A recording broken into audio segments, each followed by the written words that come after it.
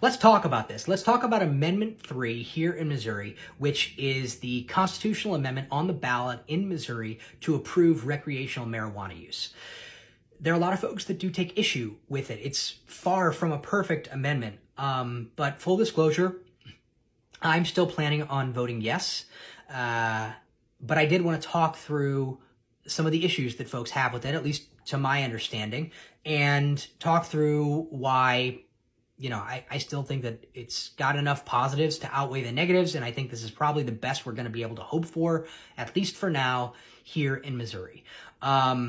So let's get into it. This is going to be a little bit of a longer video because there's a lot in here. I mean, it's like a 30-page amendment. So let's go. First, people take issue with the fact that it's a constitutional amendment. And the reason is because that means that whatever is in here is going to be much, much harder to change in the future. But it kind of always had to be a constitutional amendment because the Missouri legislature has shown that if you pass it as a proposition instead of an amendment, they'll just overturn it. They've done it a lot over the last 20 years. And quite frankly, it also doesn't seem like they have the appetite to pass this through the regular legislative process. I mean, Ron Hicks is a representative who's a Republican who had a bill for a much more true free market for recreational marijuana use, and it couldn't even make it out of committee because, special interests, I guess. But if you didn't think that special interests were always going to be part of the process here in Missouri with our current leaders, I don't think that's realistic. But that does bring us to one of the major issues that people have, which is the licenses. So the way that it's written now, 80% of the initial licenses that are going to be offered for recreational marijuana use are going to go to the existing businesses that do medical marijuana in our state. And a lot of those are big businesses. They're going to have a major head start in this industry. I don't love that. But I do also understand that it will provide a base level for a group of businesses that will be ready to serve the people from day one when this thing passes. Well, I will say, though, there is no cap for licenses in this amendment. Certainly, the state has shown that they're probably going to put some arbitrary cap on licenses, but there's no specific cap in this amendment. So that's an area that we can affect and change. We can put pressure on our lawmakers to increase the cap and hopefully make it a more fair and equitable, less monopolistic market. Then there's these micro licenses. The micro licenses are interesting because it's not like a full license. Basically, folks are able to either grow or sell, not both. And they're going to be specifically targeted for people that can show financial or social disadvantages. A lot of them are going to go to zip codes that have high levels of incarceration in the state related to marijuana offenses. There's going to be 144 of them, I believe, and 18 per congressional district. Should there be more? Sure, probably. And they're going to be awarded through a lottery, so, it's certainly not perfect by any means. But it's not a big enough reason for me to vote no here. The other big one that people bring up is home growers. So home growers will have to register for a license with the state, and they can't have more than 12 plants in their house. And there is a limit on the amount of actual marijuana that you can have, which is 3 ounces. I don't love the limits. I think that the alcohol industry doesn't have a limit like that. So why should the marijuana industry? But yeah, I think that this is probably in here to prevent illegal resale.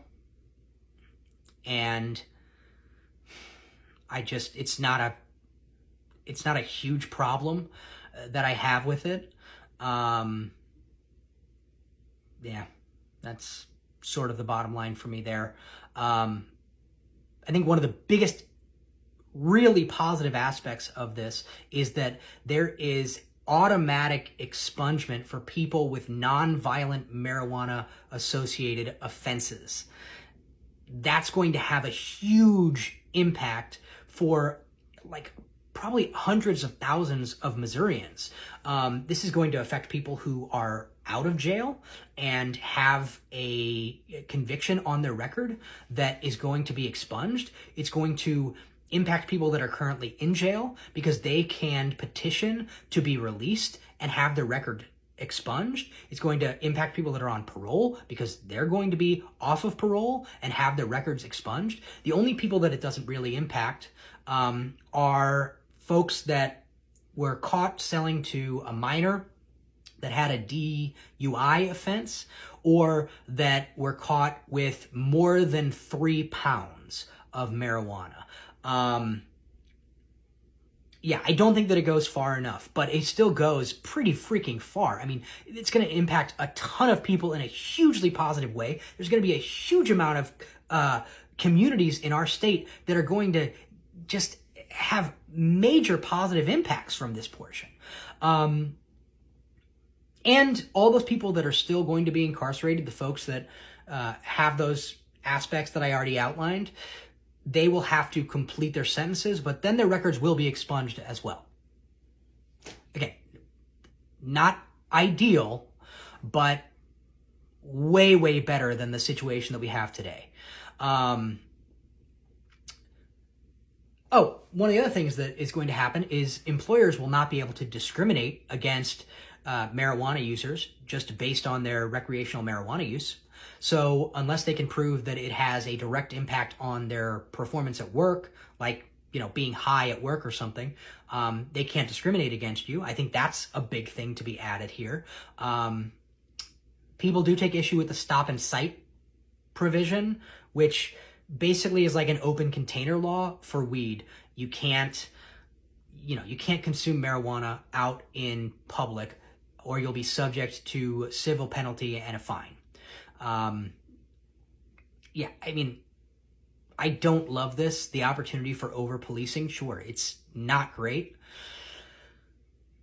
But again, this is just not a big enough reason for me to walk away from this and throw the baby out with the bathwater. And you look at organizations like the St. Louis chapter of the NAACP and the ACLU of Missouri, they all support the amendment.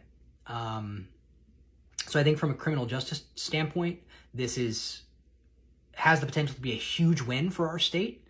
And also just, you know, the decriminalization of marijuana is needed everywhere.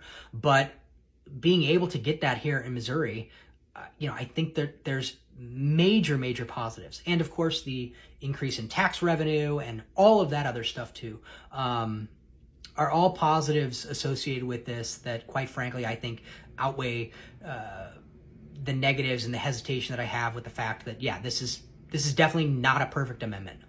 But again, I just feel like this is the best that we're probably going to get in Missouri.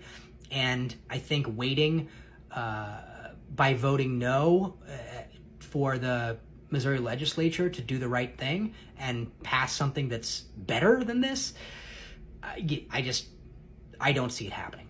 So that's what I got.